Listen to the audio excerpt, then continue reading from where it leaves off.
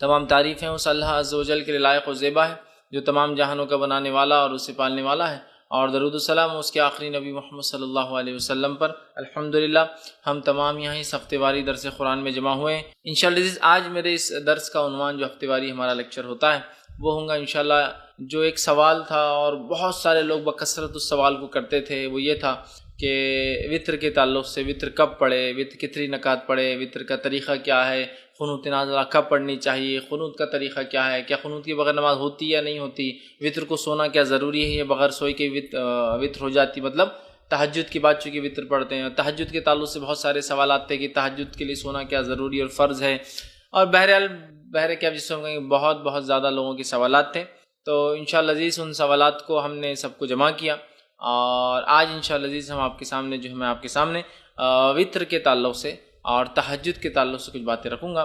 ہم پہلے وطر دیکھیں گے پھر تہجد۔ اس کی وجہ یہ ہے حالانکہ وطر کوئی ضروری نہیں کہ عشاء کی بعد پڑھی جائے، یہ کبھی بھی پڑھی جا سکتی ہے عشاء سے لے کر فجر تک، لیکن عموماً ہم دیکھتے ہیں ہمارے علاقوں میں ہندوستان، پاکستان، بنگلہ دیش میں لوگ وطر عشاء کے بعد پڑھتے ہیں۔ تو میں پہلے وطر کی مسائل رکھ دیتا ہوں چونکہ اس کو عموماً لوگ پڑھتے ہیں، اور اس کے بعد انشاءاللہ کچھ باتیں تہجد کے تعلق سے آپ کے سامنے رکھ دوں گا تاکہ وہ باتیں بھی ہمارے سامنے آ جائیں۔ تو آئیے ہم سب سے پہلے وطر کی نماز کی فضیلت دیکھتے ہیں کہ وطر کی نماز کی کیا فضیلت ہے۔ وطر ویسے کہتے ہیں آڈ کو، مطلب کسی چیز کو جو ایون ہو، جس کو کہ جفت ہو، اس کو طاق کر دینا، مطلب ایون کو آڈ کر دینا۔ جیسے کہ ہم نماز پڑھ رہے ہیں رات میں، اور نماز ہم پڑھتے ہیں 2 4 اس طرح سے ہوتی ہے، 2 2 2 2 جب ملتی جائیں گی تو اس کے بعد وہ ایون نمبر ہو جاتا ہے، ٹھیک ہے، جفت ہوتا ہے، تو اس کو طاق کرنے کے لیے، آڈ کرنے کے لیے جو ایک رکعت پڑھی جاتی ہے اس کو وطر کہا جاتا ہے، ٹھیک ہے۔ تو بہرحال وطر جو ہے ایک مستقل عبادت ہے اور ایک مستقل نماز ہے۔ بہت سارے لوگوں کو یہ غلط فہمی ہوتی ہے کہ وطر جو ہے عشاء کا ایک حصہ ہے، اس لیے میں بات رکھ رہا ہوں۔ تو وطر کوئی عشاء کا حصہ نہیں ہے، وطر ایک مستقل نماز ہے، ایک مستقل عبادت ہے جو نبی اکرم صلی اللہ علیہ وسلم کیا کرتے تھے، اور آپ پر یہ عبادت فرض بھی تھی، یاد رکھیں امت پر فرض نہیں، تو آپ یہ عبادت وہ کرتے تھے اور مستقل کرتے تھے، شہر میں ہو، سفر میں ہو، اور ہمیشہ جو ہے آپ اس نماز کو پڑھا کرتے تھے۔ تو وطر ایک مستقل عبادت ہے، اور اس عبادت کو ہمیں چاہیے کہ ہم جو ہے کوشش کریں کہ ہم کریں، اور یہ عشاء کا حصہ نہیں ہے، یاد رکھیں عشاء کے ساتھ بھی پڑھی جا سکتی ہے لیکن پارٹ آف عشاء نہیں۔ جیسا بہت سارے لوگ اگر کوئی وطر پڑھ کے نہیں گیا تو بولتا رہے عشاء پڑھے اور وطر نہیں پڑھے آپ نے تو عشاء بھی قبول نہیں ہوتی، اس لیے کہہ رہا ہوں وطر ایک مستقل الگ عبادت ہے، عشاء کی نماز ایک الگ عبادت ہے، یاد رکھیں۔ لیکن عموماً ہمارے پاس وطر کے بعد، معاف کرنا، عشاء کے فوراً بعد وطر پڑھ لیتے ہیں، ملاتے ہیں، تو ایسا لگتا ہے جیسے کہ یہ اس کا حصہ، جبکہ وہ اس کا حصہ نہیں، یاد رکھیے۔ نبی اکرم صلی اللہ علیہ وسلم نے ارشاد فرمایا، اور یہ جو ہے جامع ترمذی اور جو ہے سنن دارمی کی روایت، آپ نے فرمایا اور کہا اللہ تعالیٰ نے ایک نماز کے ذریعے تمہاری مدد فرمائی ہے، اور وہ نماز وطر ہے، اسے عشاء اور طلوع فجر کے مابین بیچ میں پڑھا کرو۔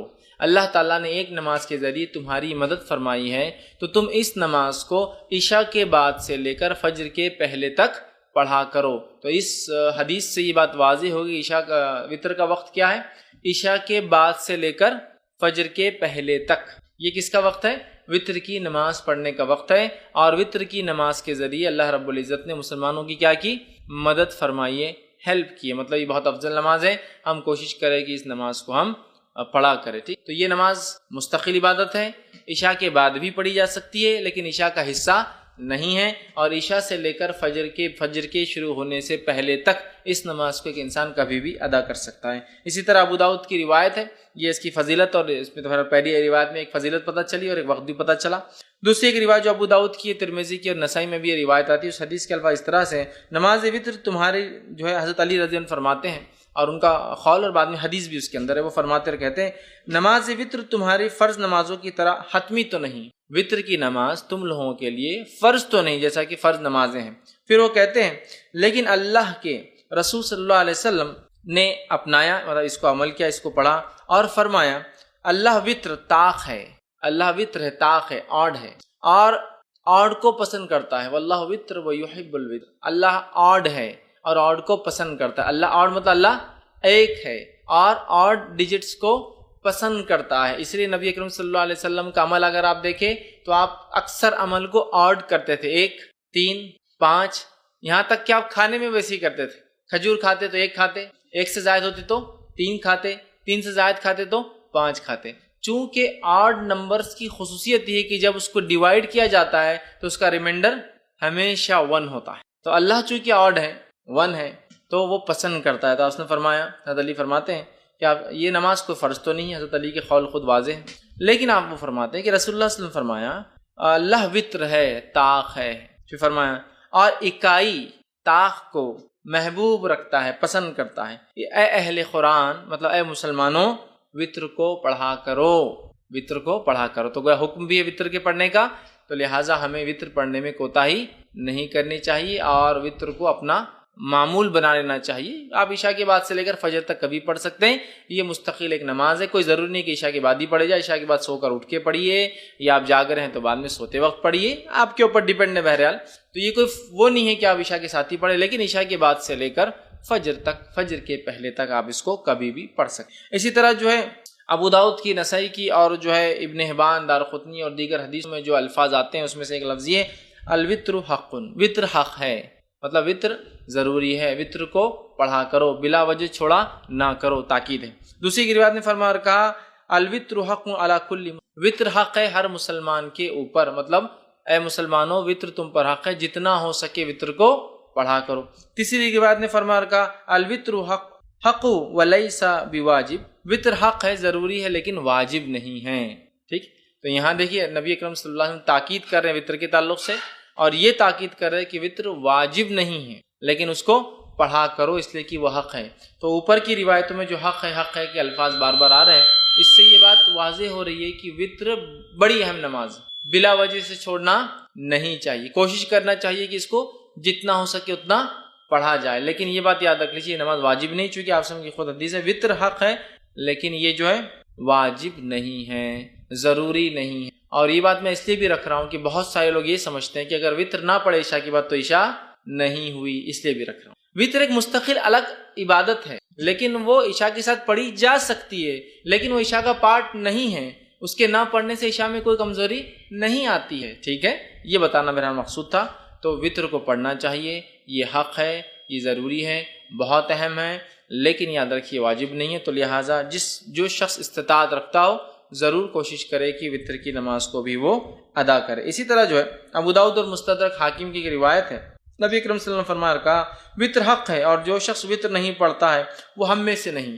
مطلب اس وطر کی اہمیت، وطر کی نماز کی اہمیت بتاتے ہوئے نبی اکرم صلی اللہ علیہ وسلم کیا فرما رہے ہیں، وطر کو پڑھا کرو اس لیے کہ حق ہے، اور جو وطر نہ پڑھے وہ ہم میں سے نہیں ہے. مطلب یہ ہوا کہ بلا وجہ وطر کو نہیں چھوڑنا چاہیے، بلا وجہ وطر میں کوتاہی نہیں کرنا چاہیے. جتنا ہو سکتا ہے اتنا کوشش کر کے وطر کو ضرور ہم لوگ پڑھیں، لیکن یہ نماز واجب نہیں ہے. انشاءاللہ آگے میں اس کی تفصیلات رکھوں گا. خود اوپر کی ایک روایت میں وضاحت بالکل ہو گئی کہ وہ حق ہے لیکن واجب نہیں ہے، لیکن وہ اتنی اہم نماز ہے کہ زور دینے کے لیے، ایمفسائز کرنے کے لیے نبی کریم صلی اللہ علیہ وسلم فرمائے وہ حق ہے بول کر جو وطر نہ پڑھے وہ ہم میں سے نہیں. مطلب بلا وجہ وطر کی نماز کو چھوڑنے والا ہم میں سے نہیں، مطلب وہ غلط کام کرتا ہے. اسے چاہیے کہ وطر کو ادا کیا کرے اگر طاقت، استطاعت، سہولت ہو تو.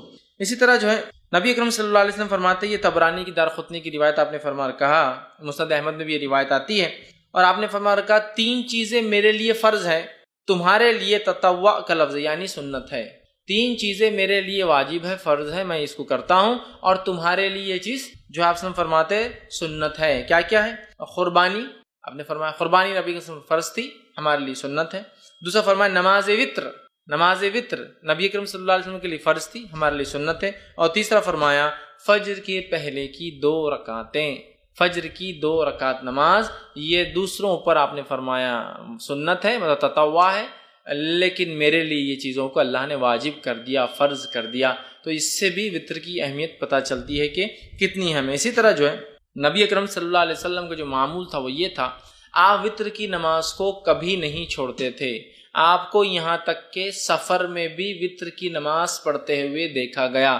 مطلب وطر کی نماز کو نبی اکرم صلی اللہ علیہ وسلم نے اپنا معمول بنا دیا تھا. اور آپ سفر میں بھی، حالانکہ سفر میں قصر ہوتا ہے، جمع بھی ہو سکتی ہے، نمازیں ملائی بھی جا سکتی ہے، 2 نمازیں فجر اپنے وقت پر ظہر اثر ایک ساتھ پڑھ سکتے ہیں آپ، چاہے ظہر کے وقت میں چاہے اثر کے وقت میں، مغرب عشاء ایک ساتھ پڑھ سکتے ہیں، چاہے مغرب کے وقت میں چاہے عشاء کے وقت میں. تو گویا 3 وقت میں 5 نمازیں ہوتی ہے، اور اس میں بھی قصر کا آپ کو موقع ہے، مطلب نمازیں ہاف ہو جاتی ہے. فجر 2 کی 2 رکعت ہوتی ہے فرض، ظہر کی 4 کی 2 ہو جاتی ہے، عصر کی 4 کی 2 ہو جاتی ہے، مغرب کی 3 ہوتی ہے، اور عشاء کی 4 کی 2 ہو جاتی ہے۔ مطلب فرض میں بھی قصر ہے، لیکن نبی اکرم صلی اللہ علیہ وسلم نے اس حالت میں بھی جو ہے وطر کو پڑھا۔ تو وطر کی نماز اس سے پتہ چلتا ہے بڑی اہمیت کے حامل ہے۔ اب وطر کی نماز کیا ہے، اس کا حکم کیا ہے؟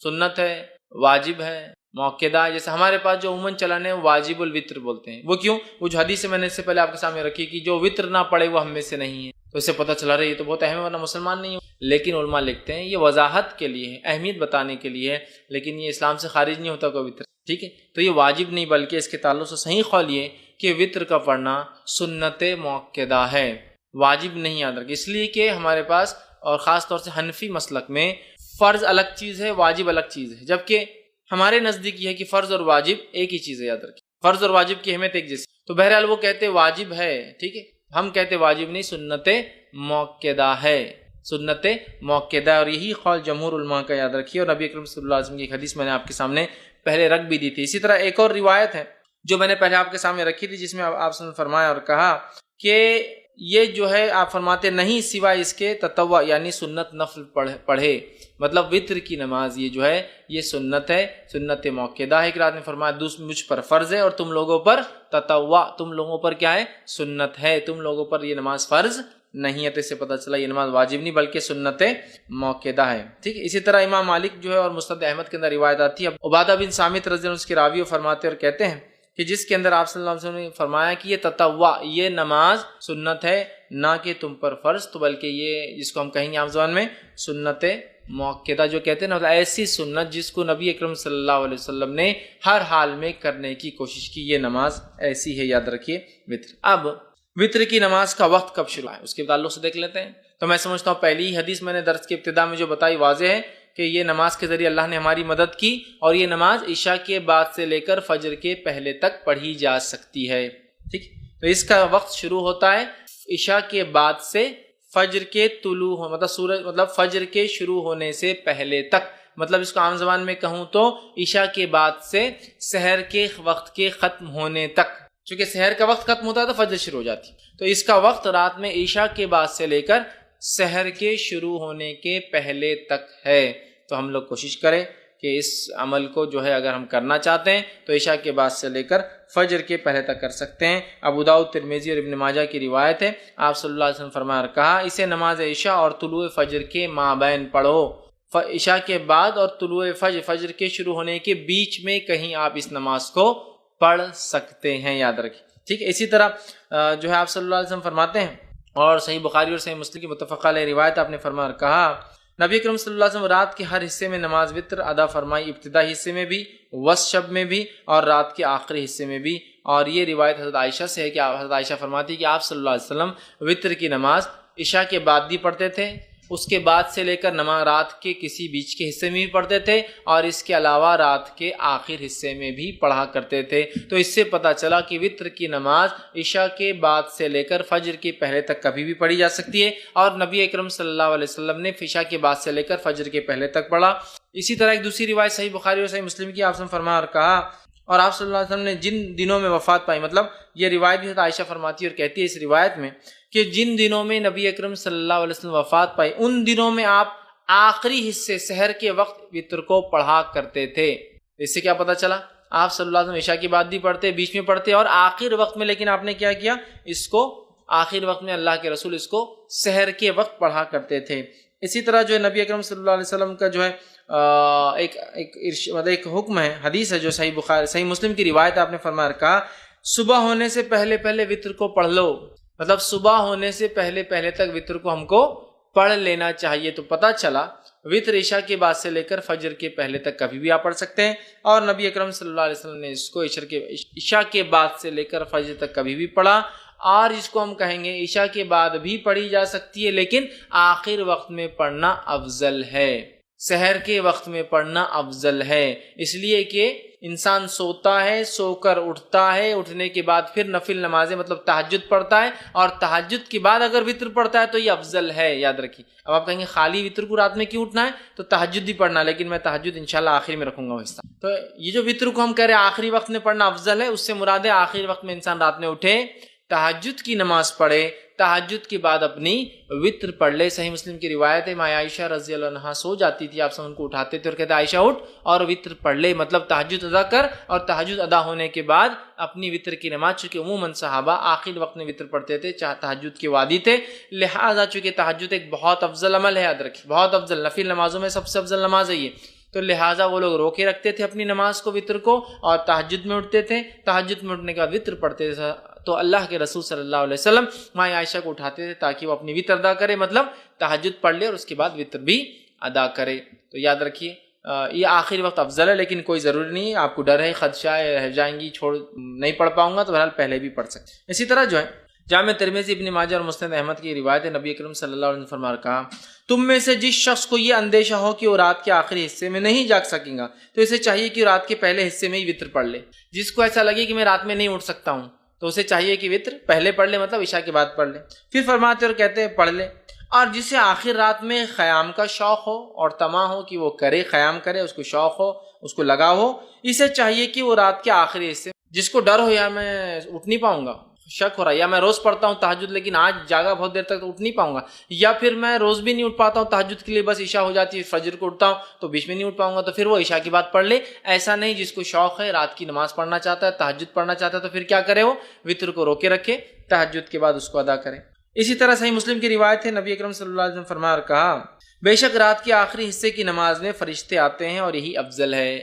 رات کے آخر حصے میں نماز کے وقت فرشتے حاضر ہوتے اور یہ افضل ہے۔ تو پتہ چلا تہجد کو آخر وقت میں پڑھنا، سحر کے وقت پڑھنا، فجر سے پہلے پڑھنا افضل ہے، اور اسی طرح وطر کو بھی سحر کے آخر وقت میں پڑھنا، یا رات کا آخری حصہ تیسرا پہر ہوتا ہے جس سے فجر پھر شروع ہو جاتی ہے، اس کے بعد اس سے پہلے پڑھنا افضل ہے، چونکہ اس وقت فرشتے حاضر ہوتے ہیں۔ تو اسی سے میں نے کہا افضل تو آخر حصے میں ہے، لیکن عشاء کے بعد بھی فوراً اسے ادا کیا جا سکتا ہے، یاد رکھیں فوراً ادا کیا جا سکتا ہے۔ اسی طرح جو ہے صحیح بخاری اور صحیح مسلم کی ایک روایت ہے، ابو ہریرہ رضی اللہ عنہ فرماتے اور کہتے ہیں، میرے خلیل مطلب نبی اکرم صلی اللہ علیہ وسلم، خلیل مطلب بہت جگری گہرا دوست، تو فرماتے ہیں میرے خلیل نبی اکرم صلی اللہ علیہ وسلم مجھے خاص طور پر 3 باتوں کی وصیت فرمائی ہے، 3 باتوں کی مجھے تاکید کی۔ پہلا، میں ہر مہینے کے 3 روزے رکھوں، ایام 20 کے روزے، جو کہ 13، 14 اور 15 تاریخ چاند کے حساب سے اس کے روزے رکھوں، یہ آپ نے ان کو تاکید کی تھی،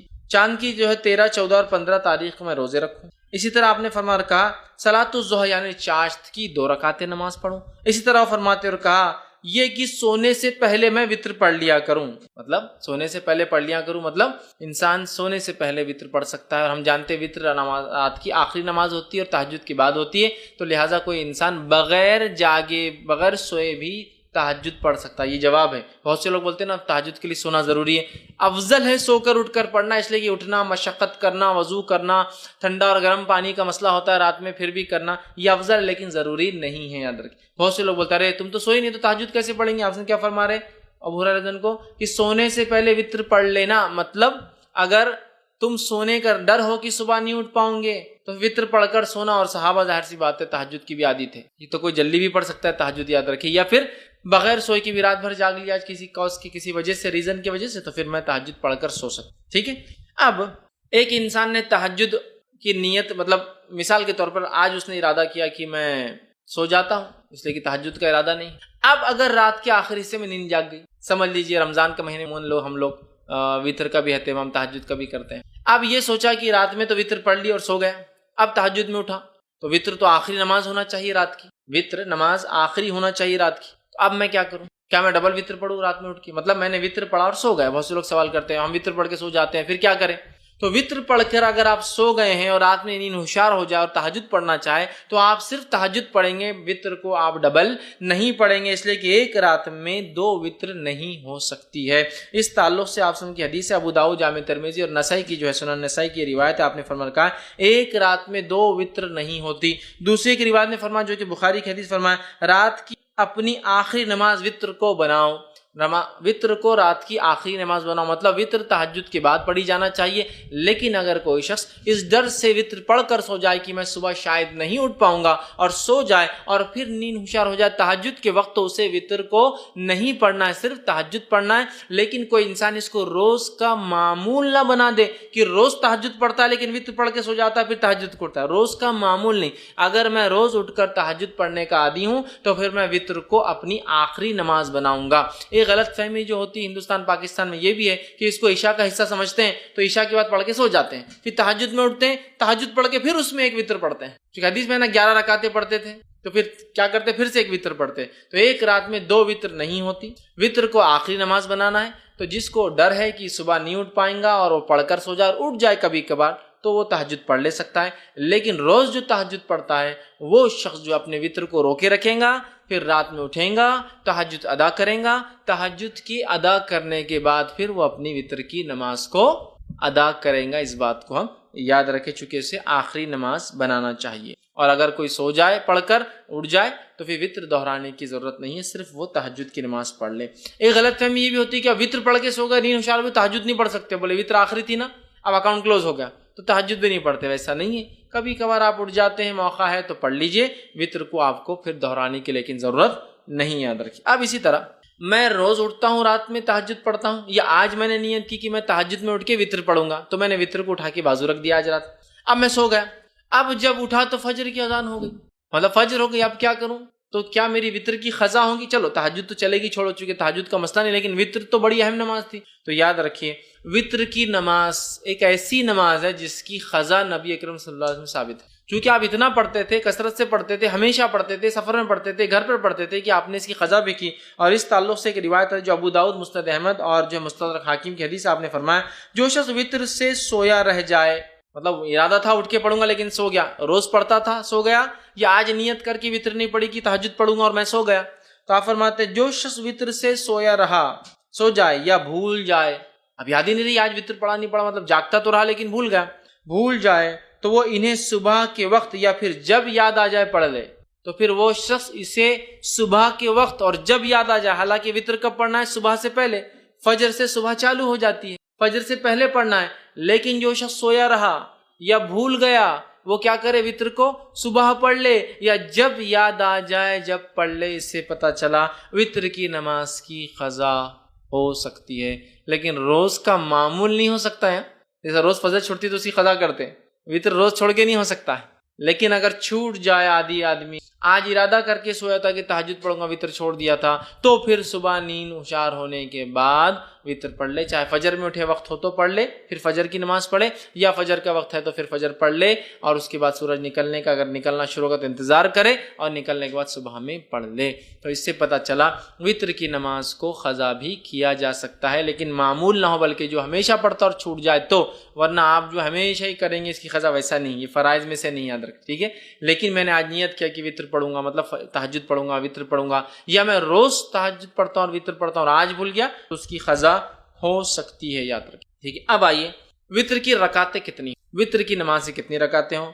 تو وطر کی نماز صحیح بخاری اور صحیح مسلم کی روایت ہے، اب سنن نسائی ہے، مستدرک حاکم ہے، بیہقی ہے، اور اتنی ساری حدیثیں آتی ہیں جس کے اندر آپ صلی اللہ علیہ وسلم سے وطر کی نماز 1 رکعت، وطر کی نماز 3 رکعت، وطر کی نماز 5 رکعت، وطر کی نماز 7 رکعت اور وطر کی نماز 9 رکعت ثابت ہے، اور کچھ روایتوں میں وطر کی نماز 11 رکعت اور 13 رکعت بھی ثابت ہے، لیکن زیادہ مشہور اور معروف چیز جو ہے وہ 1 رکعت، 3 رکعت، 5 رکعت، 7 رکعت اور 9 رکعت معروف ہے۔ لیکن کچھ علماء نے 11 بھی ثابت کی ہے اور 13 بھی ثابت، لیکن اس میں تھوڑا سا شبہ یہ ہے کہ وہ 11 تہجد کے ساتھ تھی اور 13 تہجد کے ساتھ فجر کی 2 تھی، وہ اس لیے میں وہ نہیں لے رہا ہوں، لیکن 9 رکعت تک تو بالکل ثابت ہے۔ لیکن ہمارے پاس چلن کس چیز کا ہے؟ کیا چیز مشہور اور معروف ہے؟ ہم لوگوں کے پاس جو ہے 3 رکعت مشہور ہے، کوئی ایک پڑھ لے تو بھی وہ خارج ہو جاتا ہے، مطلب دھکے پر لوگ اسلام سے خارج ہو جاتے ہیں، مسلک سے خارج ہو جاتے ہیں، بے دین ہو جاتے ہیں۔ 1 رکعت بھی ثابت ہے، لیکن 3 معروف، لیکن 3 ضروری نہیں، یاد رکھیں، 1 بھی، 3 بھی، 5 بھی، 7 بھی اور 9 رکعتوں تک پڑھ سکتے ہیں۔ اب آئیے ایک کے بعد ایک ہم دیکھتے ہیں یہ نماز، اس کی دلیل اور اس کے بعد اس کا طریقہ، یہ 1 کیسی پڑھیں گے، 3 کیسی پڑھیں گے، 5 کیسی پڑھیں گے، 7 کیسی پڑھیں گے اور 9 رکعت کیسے پڑھیں گے، ٹھیک ہے۔ جو آدمی کی جیسی سہولت، صحت، حالات کے اعتبار سے 1 پڑھے، 3 پڑھے، 5 پڑھے، 7 پڑھے، 9 پڑھے، ٹھیک ہے، یہ تہجد کی رکعتوں کے علاوہ ہے۔ تہجد کی رکعتیں کتنی؟ انشاءاللہ تہجد پورا الگ سے ایک چیپٹر ہے، وہ لوں گا جب بتاؤں گا۔ اب آئیے، ایک رکعت کے تعلق صحیح بخاری اور صحیح مسلم کی روایت ہے، نبی اکرم صلی اللہ علیہ وسلم رات کی نماز جو ہے 2 رکعتیں کرتے تھے، اور جب جو ہے آپ نے فرمایا تمہیں صبح ہونے کا اندیشہ ہو تو اسے 1 رکعت کر لو۔ مطلب آپ صلی اللہ علیہ وسلم فرمایا، کہا جب آپ سے پوچھا گیا تو آپ نے فرمایا رات کی نماز 2 رکعتیں کر کے ہے، مطلب 2 کر کے پڑھنا چاہیے۔ پھر آپ نے فرمایا جب تمہیں صبح ہونے کا ڈر ہو تو کیا کرو، پھر 1 رکعت ادا کر لو۔ تو اس سے پتہ چلا 1 رکعت بھی وطر پڑھی جا سکتی ہے۔ اسی طرح ابو داؤد، سنن نسائی اور سنن ابن ماجہ کی روایت ہے، آپ صلی اللہ علیہ وسلم نے وطر ہر مسلمان کا حق کہا، مطلب ثابت ہے، کرنا چاہیے۔ جو شخص 5 رکعتیں پڑھنا چاہے وہ 5 پڑھ لے، جو شخص 3 پڑھنا چاہے پسند کر 3 پڑھ لے، اور پھر جو صرف ایک ہی وطر پڑھنا چاہے تو وہ ایک ہی پڑھے۔ اس حدیث میں کتنے لفظ آگے؟ 5 پڑھنا چاہے 5 پڑھے، 3 پڑھنا چاہے 3 پڑھے، ایک ہی پڑھنا چاہے تو ایک ہی پڑھے۔ تو 5 کے لفظ حدیث میں آ گئے، 3 کے لفظ حدیث میں آ گئے، اور 1 کی لفظی حدیث میں آ گئے، تو 1 رکعت بھی وطر پڑھی جا سکتی ہے۔ اسی طرح بہت سارے صحابہ کا عمل تھا، جس میں سے ایک معروف ہے، جیسا کہ جو ہے معاویہ بن ابی سفیان رضی اللہ عنہ، یہ جو ہے 1 رکعت ہی ہمیشہ پڑھا کرتے تھے۔ ٹھیک، اب اسی طرح 3 رکعت والی روایت ہم دیکھ لیتے ہیں۔ تو اسی طرح جو ہے صحیح بخاری اور صحیح مسلم کی روایت ہے، ماں عائشہ رضی اللہ عنہا فرماتی اور کہتی ہیں نبی اکرم صلی اللہ علیہ وسلم قیام اللیل کرتے، رات کی نماز پڑھتے، اور پھر آخر میں 3 رکعت ادا کرتے۔ ٹھیک، 3 رکعت ادا کرتے اور 3 رکعت وطر پڑھتے قیام اللیل کے بعد۔ تو اس روایت میں آ گئے 3 کے الفاظ، تو 3 پڑھی جا سکتے۔ اسی طرح صحیح مسلم کی، جامع ترمذی کی اور سنن نسائی کی روایت آپ نے فرمایا، حضرت عائشہ فرماتی ہیں آپ قیام اللیل کرتے، پھر آپ نے 3 وطر پڑھتے تھے، مطلب آپ پہلے قیام اللیل کرتے، اس کے بعد 3 وطر پڑھتے تھے، تو یہاں 3 کے لفظ آ گئے۔ اسی طرح نبی اکرم صلی اللہ علیہ وسلم 5 رکعت بھی ثابت ہے، جو میں نے آپ کے سامنے رکھی، جیسا کہ صحیح بخاری کی روایت ہے اور صحیح مسلم میں بھی روایت متفق علیہ ہے۔ حضرت عائشہ رضی اللہ عنہا فرماتی ہے آپ نے فرمایا کہا کہ نبی اکرم صلی اللہ علیہ وسلم رات کو 13 رکعتیں پڑھا کرتے تھے، اور ان میں سے 5 وطر ہوتے، اور آپ صلی اللہ علیہ وسلم ان 5 وطر کے مابین بیٹھتے نہ تھے، بلکہ صرف آخر میں تشہد کرتے تھے۔ ٹھیک، تو اس سے پتہ چلا کہ جب کوئی انسان وطر پڑھے اور 1 رکعت پڑھتا ہے تو ظاہر سے 1 رکعت کے بعد وہ قاعدہ کرے گا، 3 رکعت پڑھتا ہے تو تیسری رکعت میں قاعدہ کریں گا، صرف وطر میں صرف تیسری رکعت میں قاعدہ کریں گے۔ اور اس حدیث میں آ رہا ہے 5 پڑھتے اور صرف 5ویں رکعت میں قاعدہ کرتے، 1 پڑھے تو 1 میں قاعدہ ہوگا، 3 پڑھے تو آخری رکعت میں تیسری میں قاعدہ، اور 5 پڑھے تو کب کرنا قاعدہ آپ کو؟ 4 رکعت آپ کنٹینیوس پڑھیں گے بغیر قاعدے کے، 2 ہو گئی کھڑے ہو جائیں گے، تیسری ہو گئی، چوتھی ہو گئی کھڑے ہو جائیں گے، 5ویں کے بعد آپ قاعدہ کر کے سلام پھیریں۔ تو 5 رکعت میں صرف آخری میں قاعدہ کرتے۔ تو اس حدیث کے اندر الفاظ کیا کہ آپ 5 پڑھتے اور 5 میں مابین بیٹھتے نہیں، مطلب سلام نہیں پھیرتے، بلکہ مطلب قاعدہ بھی نہیں کرتے، سلام بھی نہیں پڑھتے، سیدھا کھڑے ہو جاتے، اور 5ویں میں تشہد کے لیے آخر میں بیٹھتے۔ اسی طرح 7 رکعت والی روایت آئیے دیکھتے ہیں، سنن نسائی کی، ابن ماجہ، مسند احمد کی روایت ہے، عائشہ رضی اللہ عنہا فرماتی اور کہتی ہے نبی اکرم صلی اللہ علیہ وسلم کبھی 7 اور کبھی 5 وطر پڑھتے تھے، اور ان سب کے درمیان میں سلام و کلام سے فصل نہیں کرتے تھے، مطلب پوری رکعتیں 5 یا 7 ایک ساتھ پڑھتے تھے اور بیچ میں سلام بھی نہیں کرتے اور بات بھی نہیں کرتے، فصل مطلب گیپ نہیں دیتے تھے، کنٹینیوسلی پڑھتے تھے۔ تو 7 رکعتیں پڑھنا ہے تو 7 رکعتوں میں کیا کرنا پڑے گا آپ کو؟ سلام کب کرنا پڑے گا؟ 7th رکعت میں، تیسری میں آخری تیسری رکعت میں، 5ویں میں آخری 5ویں رکعت میں، 7ویں میں آخری 7ویں رکعت میں آپ قاعدہ کریں گے۔ اب آئیے 9 رکعت والی روایت دیکھ لیتے ہیں۔ تو صحیح مسلم کی روایت ہے، ابو داؤد کی، سنن نسائی کی، مسند احمد کی روایت ہے، نبی اکرم صلی اللہ علیہ وسلم کے تعلق سے ماں عائشہ رضی اللہ عنہا فرماتی اور کہتی ہے آپ صلی اللہ علیہ وسلم نے 9 رکعتیں پڑھی، اس طرح پڑھتے کہ ان کے مابین صرف 8ویں رکعت میں تشہد کے لیے بیٹھتے۔ تو پتہ چلا 9 رکعت پڑھنے کا طریقہ تھوڑا سا الگ ہے باقی سے۔ 3 رکعت میں تیسری رکعت میں قاعدہ، 5 رکعت میں 5ویں رکعت میں قاعدہ، 7 رکعت میں 7ویں رکعت میں قاعدہ، 9 رکعت میں 8ویں رکعت میں قاعدہ، پھر کھڑے ہو کے 1 رکعت اور پھر 9ویں رکعت میں قاعدہ۔ 9 رکعت والی وطر اگر آپ پڑھتے ہیں تو 8 کنٹینیو پڑھیں گے، 8ویں رکعت میں قاعدہ کریں گے، پھر کھڑے ہوں گے، سلام نہیں پھیریں گے، پھر 9ویں رکعت پڑھ کے 9ویں رکعت میں قاعدہ، مطلب 9 رکعت میں 2 قاعدے ہیں، 7 رکعت میں 1 قاعدہ، 5 رکعت میں 1 قاعدہ، 3 رکعت میں 1 قاعدہ، 1 رکعت میں تو 1 ہی قاعدہ ہوں گا ظاہر سی بات ہے، لیکن 9 رکعت والی نماز میں 8ویں میں قاعدہ اور 9ویں میں 1 قاعدہ۔ تو آپ یہ نماز کو 9 رکعت تک پڑھ سکتے تھے۔ میں اس کے آگے اور بھی روایتیں نہیں رکھوں گا آپ کے سامنے، 11 اور 13 کی، تھوڑا سا اس میں کنفیوز بھی ہوتا ہے، لیکن 9 رکعت تک بالکل علماء کے بغیر کسی اختلاف کے اتنی باتیں ثابت ہے، لیکن اس سے زائد بھی کوئی پڑھتا ہے تو ہم اس کو برا نہیں کریں، چونکہ اس میں اختلاف ہے اور بہت سارے آثار ملتے ہیں کہ ایسا صحابہ نے کیا۔ ٹھیک ہے، تو 9 رکعت کا طریقہ میں نے آپ کو 9 رکعت تک ہم نے دیکھ لیا۔ اب وطر کی جو ہے ادائیگی کا طریقہ کیا ہوں گا؟ اس کو کیسے ادا کیا جائے گا. ٹھیک, تو وطر کو ادا کرنے کا طریقہ یہ ہے کہ آپ رات میں اٹھیں گے اور تہجد پڑھیں گے. چونکہ یہ نماز وطر کی بات ہو رہی ہے, رات کی نماز کی بات. ٹھیک, اور وطر کی نماز جو ہے قیام اللیل کی بعد آپ سے پڑھتے ہیں, تہجد کی بات پڑھتے. تو آپ رات میں اٹھنے کے بعد 2, 4, 6 یا 8 رکعتیں آپ نماز پڑھیں گے, 2 کر کے 2 یا 4 یا 6 یا 8 رکعت نماز پڑھیں گے. ان نمازوں کے بعد 1 یا 3 یا 5 یا 7 یا 9 رکعت وطر. ہوگی بات ختم. یہ طریقہ ہے. پہلے آپ تہجد کے لیے اٹھیں گے, تہجد کی نماز پڑھیں گے جو کہ 2 یا 4 یا 6 یا 8 رکعت زیادہ سے زیادہ. یہ پڑھنے کے بعد آپ 1 رکعت یا 3 رکعت یا 5 رکعت یا 7 یا 9 رکعت وطر گے. یہ اس کا پڑھنے کا طریقہ ہے. طریقہ یاد رکھیں, اور یہی یاد رکھیں, درست چیزیں یاد رکھیں کہ ہم جو ہے اس طرح سے اس نماز کو ادا کریں تہجد کے بعد. اب جو سب سے مشہور طریقہ ہے وطر کا وہ 3 رکعتیں ہیں جو ہمارے پاس بھی چلتا ہے, تو اس کو تھوڑا سا اور ڈیٹیل میں جاتے ہیں. سب سے مشہور طریقہ جو وطر کا ہے وہ 3 والا ہے. وہ کیوں؟ حضرت عائشہ کی وہ روایت یاد کیجئے موطا امام مالک کی کہ نبی اکرم صلی اللہ علیہ وسلم رمضان یا غیر رمضان 11 رکعتوں سے زیادہ نہیں پڑھتے تھے. تو 11 رکعت میں 8 رکعت تہجد کی اور 3 رکعت وطر کی ہے. تو 3 پڑھنا سب سے مشہور طریقہ ہے. اب یہ 3 پڑھنے کا طریقہ کیا ہے؟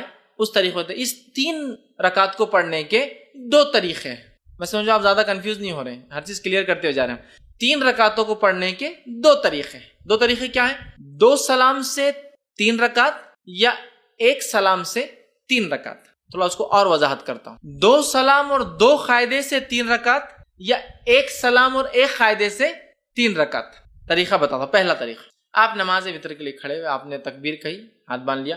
اب آپ نماز پڑھتے ہیں 2 رکعت. 2 رکعت نماز ختم ہونے کے بعد قاعدہ کرتے ہیں. قاعدے کے بعد آپ السلام علیکم ورحمۃ اللہ, السلام علیکم. کتنی رکعت ہوئی؟ 2. پھر 2 کے بعد آپ کھڑے ہوتے 1 رکعت کی نیت سے. پھر آپ رکعت باندھتے ہیں, 1 رکعت پڑھ کے قاعدہ کرتے ہیں السلام علیکم ورحمۃ اللہ, السلام علیکم ورحمۃ اللہ. 3 رکعت وطر, 2 سلام اور 2 قاعدے سے. 2 سلام ہے, 2 کے بعد سلام پھیر دیا, مطلب قاعدہ بھی ایک زیادہ ہوا, یہ بھی ہوا. اس کے بعد 1 رکعت پڑھی, 1 قاعدہ کیا اور سلام. 2 سلام 2 قاعدے. دوسرا طریقہ 1 سلام اور 1 قاعدے سے. پہلا طریقہ سمجھ میں آ گیا, 2 رکعت پڑھی, سلام پھیر دیا, پھر کھڑے ہوئے 1 رکعت پڑھی, سلام پڑھی. تو قاعدے بھی 2 ہوئے, سلام 2 ہوئے. اب 1 سلام سے اور 1 قاعدے والا طریقہ, آپ نے رکعت باندھی وطر کی, 3 رکعت کی نیت سے آپ کھڑے ہوئے, اللہ اکبر کے ہاتھ باندھا, کنٹینیوسلی 3 رکعت پڑھیں گے. اب 1 ختم ہوئی, دوسری پڑھا آپ نے, دوسری ختم ہوئی, بیٹھیں گے نہیں, اب قاعدے میں کھڑے ہو جائیں گے, تیسری آپ پڑھیں گے. تیسری رکعت کے پڑھنے کے بعد آپ قاعدہ کریں گے اور پھر السلام علیکم ورحمۃ اللہ وسلم. 1 قاعدہ اور 1 سلام سے 3 رکعت اور 2 قاعدے 2 سلام سے. سمجھ میں آ گئی بات؟ کلیئر ہے؟ بہت زیادہ کنفیوژن نہیں. سعودی عرب میں سب سے زیادہ معروف طریقہ وہ پہلا والا ہے. 2 رکعت پڑھتے ہیں, سلام پھیر دیتے ہیں, پھر 1 رکعت پڑھتے ہیں. ہندوستان کے اندر 3 پڑھتے ہیں, لیکن تھوڑا سا مسئلہ ہوتا ہے. ہم 3 رکعت 1 قاعدے اور 1 سلام سے نہیں پڑھتے, 3 رکعت 2 قاعدے 2 سلام, بالکل مغرب کی نماز کے جیسا. آپ کو بولے مغرب کیسا ہے, وطر کو نہیں پڑھنا ہے, تو پھر ایک نیا لاتے ہیں. ہم الگ کریں نا, بیچ میں ہاتھ اٹھاتے نا, تیسری رکعت میں اللہ اکبر بول کے پھر ہاتھ باندھ. حالانکہ ہر طرف تو رفع دین منسوخ ہو گیا بولتے ہیں یہاں, لیکن ثابت کرتے ہیں. باقی جگہ رفع دین بولتے منسوخ ہو گیا, غلط ہے, اور یہاں بولتے یہاں ہے, پھر کیسا منسوخ ہوا؟ یہاں تو ہے باقی. تو بہرحال الگ کرنے سے مراد, مغرب سے وطر کو الگ کرنے سے مراد یہ نہیں کہ منمانے طریقے سے الگ کرو.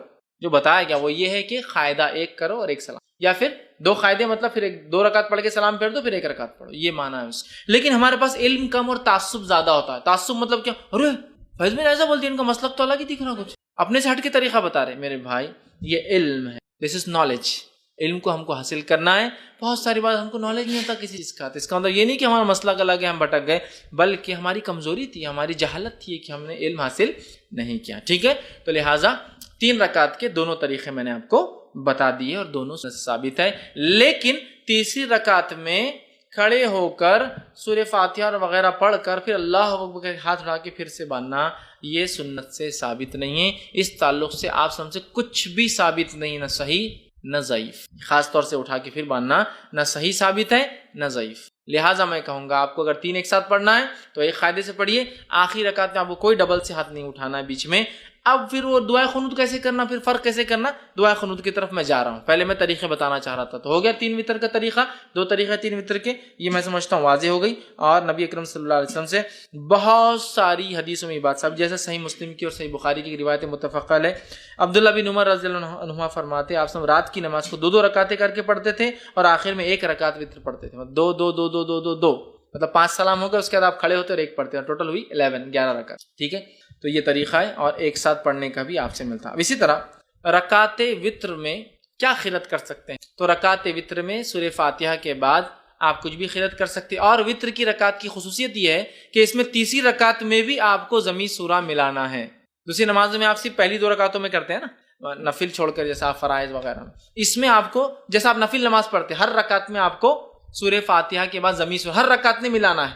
3 ہو 5 ہو 7 ہو، ہر رکعت میں سورہ فاتحہ و ضمی سورہ ملانا ہے، یاد رکھیے. تو آپ کو سہولت ہو سورہ فاتحہ کے بعد آپ وہ ضمی سورہ ملائیں. لیکن اگر کوئی خاص سنت نبی اکرم صلی اللہ علیہ وسلم کیا پڑھتے تھے، تو اگر خاص سنت جاننا ہے تو ابو داؤد، نسائی اور ابن ماجہ کی روایت ہے. نبی اکرم صلی اللہ علیہ وسلم، جس میں حضرت عائشہ فرماتی نبی اکرم صلی اللہ علیہ وسلم تہجد جب پڑھتے اس کے بعد وطر پڑھتے تو سورہ فاتحہ کے بعد پہلی رکعت میں سبح اسم ربک الاعلی سورہ اعلیٰ تلاوت کرتے، دوسری رکعت میں قل یا الکافرون تلاوت کرتے، اور تیسری رکعت میں قل هو اللہ احد تلاوت کرتے. تو اگر خاص سنت آپ کو فالو کرنا ہے تو سبح اسم ربک الاعلی، ٹھیک، سورہ جو اعلیٰ، اس کے بعد سورہ کافرون اور اس کے بعد سورہ اخلاص. ٹھیک، ایک روایت میں یہ بھی ملتا ہے کہ نبی اکرم صلی اللہ علیہ وسلم آخری رکعت میں سورہ اخلاص، سورہ فلق اور سورہ ناس تینوں ملا کر پڑھتے تھے. تو آپ چاہے تو یہ بھی کہیں سورہ فلق، سورہ اخلاص، قل اللہ احد، قل اعوذ برب فلق، قل اعوذ برب الناس، تینوں آپ پڑھتے تھے. یہ روایت بھی ملتی ہے. لیکن اگر آپ کو یہ سب یاد بھی نہیں تو آپ کو جو پڑھنا ہے پڑھیے، اسلام آپ کو روکتا نہیں. پہلی رکعت میں سورہ اخلاص پڑھ لیجیے، دوسری رکعت میں سورہ فلق پڑھیے، تیسری رکعت سورہ ناس، کو مسئلہ نہیں، کیونکہ آپ کو یہ اگر 3 یاد ہے. لیکن جس کو یاد ہو اور چاہتا ہے کہ سنت کی اتباع کرے تو یہ اچھا ہے کہ وہ سورہ اعلیٰ، سورہ کافرون، سورہ اخلاص. لیکن یہاں ایک چیز واضح کر دوں، اس کے علاوہ بھی امام پڑھے تو اس میں کوئی حرج اور غلطی نہیں. ورنہ بہت سے لوگ آتے ہیں تمہارا منہج غلط دکھ رہا تھوڑا، اس میں کیا ہے، پڑھ سکتا ہے آدمی. بہت سارے لوگ ایسے ہوتے ہیں کہ ذرہ برابر سورہ بھی الگ ہو تو بولتے تم نے گڑبڑ کی کچھ. تبھی جو سہولت ہو قرآن کا، جو حصہ آسان ہو وہ پڑھے. لیکن کوئی اگر اتباع کرنا چاہتا ہے کہ نبی کیا پڑھتے تھے آپ سب یہ پڑھتے تھے، لیکن ضروری نہیں ہے. قرآن کا جو یاد ہے آپ کو پڑھ سکتے ہیں تو آپ یہ پڑھتے. اور ایک روایت میں آتا ہے کہ آپ آخری رکعت میں سورہ اخلاص، سورہ فلق اور سورہ ناس تینوں کی تلاوت کیا کرتے تھے. اسی طرح آپ صلی اللہ علیہ وسلم کے تعلق سے مسند احمد، نسائی اور ابن ماجہ کی روایت آتی ہے کہ نبی اکرم صلی اللہ علیہ وسلم 3 رکعت وطر سے فارغ ہونے کے بعد سلام پھیرتے. سلام پھیرنے کے بعد 3 مرتبہ یہ الفاظ ادا کرتے. سلام کے بعد سبحان الملک القدوس، 3 بار یہ الفاظ ادا کرتے، سبحان الملک القدوس، سبحان الملک القدوس، سبحان الملک القدوس. یہ 3 بار پڑھتے. اور ایک روایت میں آتا ہے کہ نبی اکرم صلی اللہ علیہ وسلم سبحان الملک القدوس 2 بار آہستہ پڑھتے اور تیسری بار تیز پڑھتے. مطلب جس کو حضرت عائشہ فرماتی ہم سن سکتے تھے، مطلب 2 بار پڑھتے سبحان الملک القدوس، سبحان الملک القدوس 3 بار. اور اس میں بھی آتا ہے کہ روایت میں جب آپ آخری بار تیز پڑھتے تو یوں پڑھتے کہ القدوس کو لمبا کھینچتے، سبحان الملک القدوس لمبا کھینچتے. یہ بھی طریقہ ہے. وطر پڑھ لیا آپ نے، اس کے بعد آپ سبحان الملک القدوس، سبحان الملک القدوس لمبا کھینچتے، یہ پڑھ سکتے. اسی طرح ایک روایت اور آتی دارقطنی کی، اس میں اضافی الفاظ یہ کہ نبی اکرم صلی اللہ علیہ وسلم سبحان الملک القدوس کہنے کے بعد یہ بھی کہتے ہیں رب الملائکۃ والروح. سبحان الملک القدوس کا معنی ہوتا ہے پاک ہے وہ بادشاہ صاحب. ٹھیک، اسی طرح رب الملائکۃ والروح جو رب ہے فرشتوں کا اور جبرائیل کا، یہ بھی آپ اضافہ کیا کرتے تھے. تو اگر آپ کو یہ بھی پڑھنا ہے تو ہمارے پاس یہ عموماً ہر 4 رکعت تراویح کے بعد پڑھتے ہیں اور بہت لمبا پڑھتے ہیں، اس میں اور بھی اضافہ ہے. ٹھیک ہے، لیکن یہ تو وطر کے بعد ثابت ہے. 3 بار سبحان الملک القدوس، 2 آہستہ 1 تیز، اور آخر کا کھینچتے ہوئے ذرا لمبا کرتے ہوئے. ٹھیک ہے، اس کے بعد رب الملائکۃ والروح یہ بھی آپ اس کے ساتھ اضافہ کر سکتے ہیں. اب دعائے قنوت پہ آ جاتے ہیں. دعائے قنوت اس کی حیثیت کیا ہے، پڑھنا اور نہیں پڑھنے کا کیا معاملہ ہے، اور کب پڑھا جائے. دعائے قنوت یہ وطر کی نماز کا میں پڑھنا ضروری نہیں ہے. یہ پہلے کلیئر کر دیں. بہت سے لوگ وطر نہیں پڑھتے کہ دعائے قنوت یاد نہیں ہے، تو کلیئر کر دیتا ہوں. دعائے قنوت کا وطر میں پڑھنا ضروری نہیں ہے. یہ ایک سہولت ہے، اللہ نے مدد کی اس نماز سے، تو اس سہولت کا فائدہ اٹھائے جو اٹھانا چاہتا ہے، لیکن کمپلسری نہیں ہے. دونوں باتیں سمجھ میں آ رہی ہیں. میں ٹریول کر رہا ہوں، مجھے پرمیشن ہے کہ میں 10-20 کلو سامان لے جا سکتا ہوں، لیکن میں نہیں لے جا رہا ہوں. سہولت تو ہے، میں نہیں اٹھا رہا ہوں فائدہ، لیکن سہولت ہے. ضرور نہیں. کیوں میں کہہ رہا ہوں، میں یہ نہیں کہہ رہا ہوں مت پڑھو، میں یہ کہہ رہا ہوں بہت سارے لوگ یہ دعا یاد نہیں ہے بول کے نمازیں نہیں پڑھتے. تو نماز مت چھوڑو، یہ تو مستقل عبادت ہے. دعا اس کا ایک پارٹ ہے، لیکن کمپلسری پارٹ نہیں. اٹیچ ہو جائے تو بھی چلے گا، ڈیٹیچ نہیں بھی اٹیچ ہوگا، نکال بھی دیا جائے تو بھی چلتا ہے. تو یہ دعا کی کیا حیثیت ہے دعائے قنوت کی؟ پڑھے تو اچھی بات ہے، نہ پڑھنے سے انشاءاللہ کوئی فرق نہیں پڑتا آپ کی وطر پر، نماز پر. ٹھیک ہے، تو اسے پڑھنے کے یہ دعائے قنوت کے 2 طریقے ہیں. 2 طریقے، دونوں طریقے بہرحال جو انسان چاہے اس پہ عمل کر سکتا. دعائے قنوت رکوع سے پہلے اور دعائے قنوت رکوع کے بعد. پہلے تو کلیئر کر دیا میں دعائے قنوت پڑھنا کمپلسری نہیں، لیکن پڑھ سکتا. دعائے قنوت رکوع سے پہلے اور دعائے قنوت رکوع کے بعد. اس کا طریقہ کیا ہے؟ آپ نے رکعت باندھی، سورہ فاتحہ ضمی سورہ ملایا، ٹھیک ہے، مطلب یہ آخری رکعت کی بات کر رہا ہوں میں، آخری رکعت مطلب آپ تیسری رکعت میں اٹھے، مطلب یہ دعائے قنوت آپ جب پڑھیں گے تو وطر کی آخری رکعت میں پڑھیں گے، ایک پڑھے تو اس کے اندر 3 پڑھے تو تیسری میں، 5 پڑھے تو 5ویں میں، 7 پڑھے تو 7ویں میں، 9 پڑھے تو 9ویں رکعت میں ہو۔ تو آپ کھڑے ہوئے تیسری رکعت کی، سمجھو انڈیا پاکستان ہم 3 رکعتیں پڑھتے، تیسری رکعت میں کھڑے ہوئے آپ، ٹھیک، تو تیسری رکعت میں آپ کھڑے ہوئے، تیسری رکعت میں کھڑے ہونے کے بعد سورہ فاتحہ پڑھی آپ نے، سورہ فاتحہ پڑھنے کے بعد ضمیع سورہ ملایا، ضمیع سورہ ملانے کے بعد اب آپ کیا کریں گے، دعائیں قنوت اپنی، ٹھیک، اس کے لیے خاص ہاتھ اٹھا کر واپس باندھنا یہ سنت سے ثابت نہیں، اللہ اکبر کہنا بھی سنت سے ثابت نہیں ہے، ہاتھ اٹھانا بھی ثابت نہیں ہے۔ تو آپ سورہ فاتحہ پڑھی اور سمجھو 3 رکعت میں آپ سورہ اخلاص پڑھے، سمجھے آخری سورہ اخلاص پڑھی، اور اس کے بعد آپ اللہم من ہدیت اور وہ دعا آپ اس کے بعد شروع کر دیں گے، یہ ایک طریقہ۔ دوسرا طریقہ، آپ تیسری رکعت میں کھڑے ہوئے، سورہ فاتحہ ضمیع سورہ ملایا، اللہ اکبر کہہ کے رکوع میں گئے، رکوع سے اٹھا سمیع اللہ لمن حمیدہ ربنا لک الحمد طیبا مبارکا فی اللہم اهدنی فیمن ہدیت وعافنی فیمن عافیت اب آپ یہاں سے وہ دعا شروع کر دیں گے، اور اس کے بعد پھر دعا ہونے کے بعد سیدھا سجدے میں چلیں۔ تو یہ دعا 2 جگہ کی جا سکتی ہے، قیام میں اور رکوع کے بعد۔ اس میں افضل قیام میں کرنا ہے، اس میں افضل قیام میں کرنا ہے، گو رکوع کے بعد بھی کی جا سکتی۔ امام بخاری نے ایک باب ہی باندھ دیا اپنی کتاب میں کہ قنوت، وتر میں قنوت رکوع سے پہلے اور رکوع کے بعد، مطلب قیام میں اور رکوع کے بعد دونوں ہی درست ہے، لیکن افضل کیا ہے، قیام میں کر لے آپ، یہ زیادہ افضل ہے، اس لیے کہ نبی اکرم صلی اللہ علیہ وسلم نے فرمایا، حدیث جو ہے نسائی کی اور ابن ماجہ کی ہے، ابی بن کعب رضی اللہ عنہ فرماتے ہیں، کہتے ہیں نبی اکرم صلی اللہ علیہ وسلم رکوع جانے سے پہلے دعائے قنوت پڑھا کرتے تھے، رکوع میں جانے سے پہلے دعائے قنوت پڑھا کرتے تھے۔ تو اس سے میں کہہ رہا ہوں رکوع سے پہلے پڑھ لینا یہ افضل ہے۔ اب اس میں کیا، اس میں ہاتھ اٹھایا جائے تو ہاں، آپ اس میں چاہے تو ہاتھ باندھ کر بھی کر سکتے ہیں قنوت، اور ہاتھ اٹھا کر، چونکہ دعا میں ہاتھ اٹھانا یہ سنتی ادب ہے، تو آپ ہاتھ اٹھا کے بھی کر سکتے ہیں، لیکن ہاتھ اٹھانے کے بعد چہرے پر ہاتھ پھیر کر پھر رکوع میں جانا یہ درست نہیں ہے، اس لیے کہ کسی بھی دعا کے بعد چہرے پر ہاتھ پھیرنے والی روایت ابو داؤد کی ضعیف ہے۔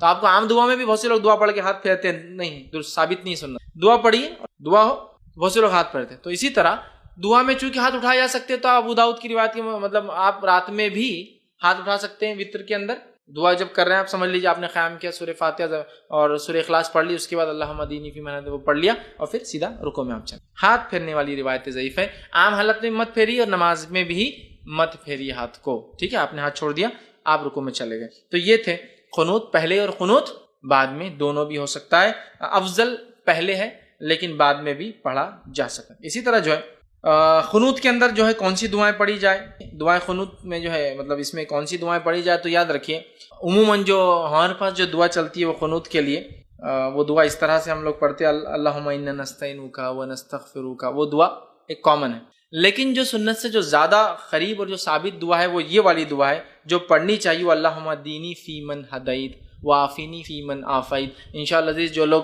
نیٹ پر اس کو دیکھیں گے، دعا آپ کے ویڈیو کے اندر جو ہے بیک گراؤنڈ میں آ جائیں گی، آپ اس پہ سے دیکھ کر یاد کر سکیں، ٹھیک۔